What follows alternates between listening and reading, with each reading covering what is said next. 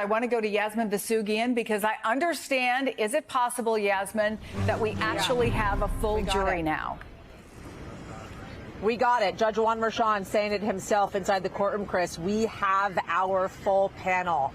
This is, Chris, I feel like an incredibly historic moment if we think about it, right? The first former president, ex-president of the United States to be tried criminally in the United States of America. The jury is set. The people in this jury is set. Let me take you through kind of the makeup, Chris, of this jury so we can kind of remind folks who will be really kind of knowing the future of this president, right? We have on this jury right now 7 men and 5 women. That will be the jury that will be in the jury box. Then amongst the alternates, we have 5 women and 1 man. We just added 2 more alternates to the jury box in the last 20 minutes or so, and a jury has in fact been impaneled. Let me talk you through some of what these folks do for their vocation. We have a sales worker, an investment banker, an attorney, a security engineer, a teacher, a software engineer, a litigator, a wealth manager, a speech therapist, a product development manager, a physical therapist. That is the jury box. And then we have the alternates. We have an asset manager, someone who is unemployed, an audio professional, a contract specialist, a creative operations for a clothing company, and an estimator, a project manager for a construction company. A really unbelievable moment, Chris, I should say, in that courtroom just now, as they have now impaneled this jury. And by the way, let's remind folks, Chris, how quick this process went, right? Day one, when we were out here, we projected this thing was going to take at least 2 weeks. We thought it would. And in fact, now we are, 4 days in, and they have already impaneled a jury. That means that we are looking towards Monday for opening arguments. Hey everyone, MSNBC has a new and improved app. You'll get real-time alerts and analysis, live blogs, in-depth essays, video highlights, and the best 2024 election coverage. Download the new MSNBC app. Here's how to do it. You tap on the App Store on your phone. You hit search on the bottom. Out of the case that has horrified this nation, we're learning more tonight after those awful images of a homeowner with a gun who then shot and killed a 61-year-old Uber driver. Police say the homeowner had been called by scammers. They say the Uber driver was unknowingly sent by scammers too. Tonight, you will hear what happens when the alleged scammer then calls the house while authorities are there. Here's Alex Perez. Tonight, they are the deeply unsettling images that have horrified the country. The Ohio homeowner pointing his gun at a 61-year-old Uber driver who was simply there, authorities say, to pick up a package. Investigators say the homeowner had been duped by scammers who called him, and he thought the driver was in on it. But she had no idea what she was walking into. Tonight, the new and difficult images of what played out after he shot and killed her.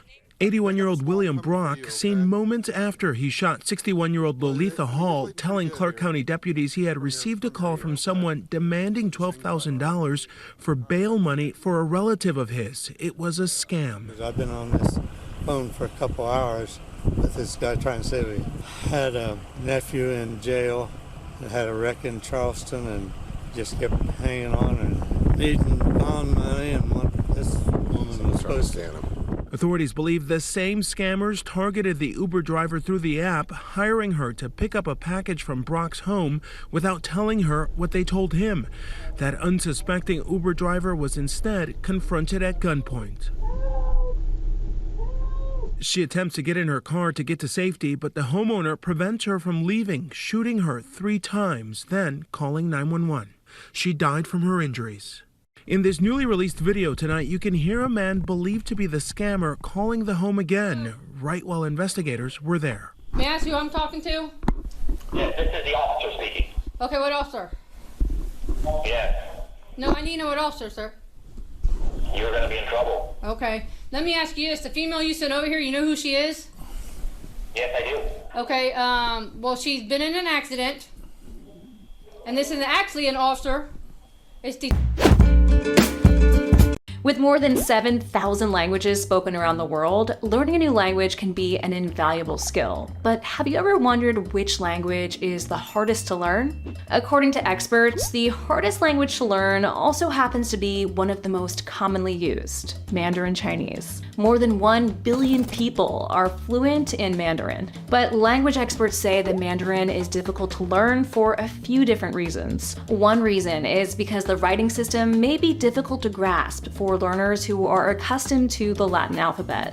Another reason is based on sound. Mandarin is considered a tonal language, which means that words and phrases are affected by the tone. One great example is the word ma, which depending on the tone could mean mom, horse, numb, or to scold. But if you're looking to learn a new language without offending anyone, experts say Spanish is the easiest language to pick up. More than 500 million people speak Spanish worldwide, and it's the official language for 21 countries.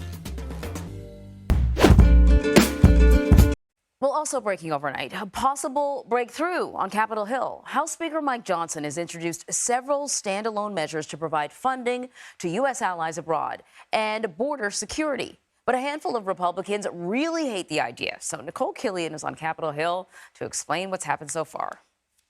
House Speaker Mike Johnson is walking a political tightrope right now after a late-night committee vote. The House is planning to spend the weekend here at the Capitol to advance 4 foreign aid bills, which would include funding for Israel, Ukraine, Taiwan, and other national security priorities. But Democrats had to help Republicans advance the bills in committee, and they'll likely have to do it again when this comes to a full floor vote. That is not sitting well with many conservatives who believe the Speaker has betrayed the conference. Congresswoman Marjorie Taylor Greene isn't backing down from her threat to oust Speaker Mike Johnson. So far, only one other Republican, Thomas Massey of Kentucky, has joined her motion. But other members, like Florida Congressman Matt Gaetz, says his confidence is diminishing in the Speaker after confronting him on the floor. Now, even though his job may be in limbo, Speaker Johnson says that he will not change the rules to make it harder to remove him from leadership. And he's also trying to appease some conservatives by offering up a vote today on GOP priorities like border security. Anne Marie? Nicole, thank you.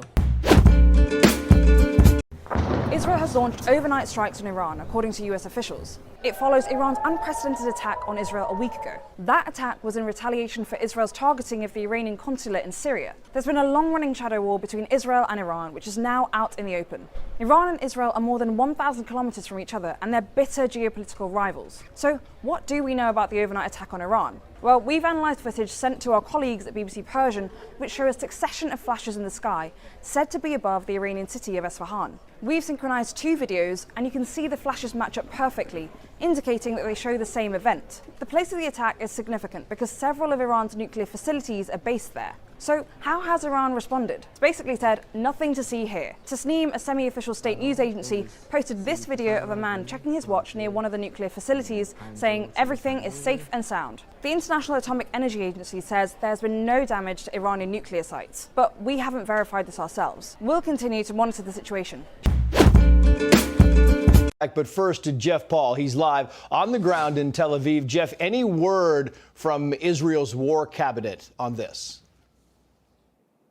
Yeah, well, we are expecting them to meet today if they haven't already. Obviously, the topic of discussion would be the strike on Iran. But it is important to point out that so far on the record, there have been no comments made by anyone within the Israeli government or within the Israeli military. And that really makes sense because when it comes to these very targeted missions, it's very rare for the Israeli government or the Israeli military to go on the record and talk about them or confirm them. But the strike alone does send a message, and namely sends the message to Iran that Israel can hit within its borders pretty much anytime it wants, anywhere it wants. Now, in terms of the specifics of this targeted strike, it's roughly 200 miles away from the capital city of Tehran in the region of Isfahan, and it's also near the Natanz nuclear facility. The site wasn't hit, but the strike appeared to target a nearby military base. Iranian state media so far has mostly downplayed the strike. They've reported there were explosions, and those explosions were from the Iranian air defense system responding to 3 drones. Those are their words, but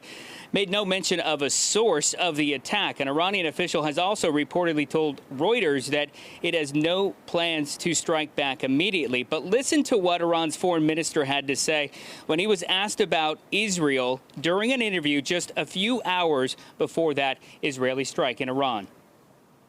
What will our maximum response be? I can only say that it will be carried out at a maximum level, and it will be regretful for them. The details have been planned by the armed forces of my country. Now, while we haven't heard much from Israel today, a little while ago, Prime Minister Benjamin Netanyahu posted this on social media. It's kind of hard to see there with the graphics covering it, but that's a picture of Benjamin Netanyahu sitting at his desk. Right below his hand, there are some documents right there that are blurred out, and he titled it basically with a very cryptic message, Shabbat Shalom. Now, as far as life goes here in Tel Aviv, things have really seemed very normal today. You've seen a lot of people out at the beach. You've seen people exercising, doing their shopping ahead of Shabbat and, getting ready for the Passover holiday, which starts on Monday. Trace? Jeff Paul live for us in Tel Aviv. Jeff, we'll get back to you as the news warrants. Thank you.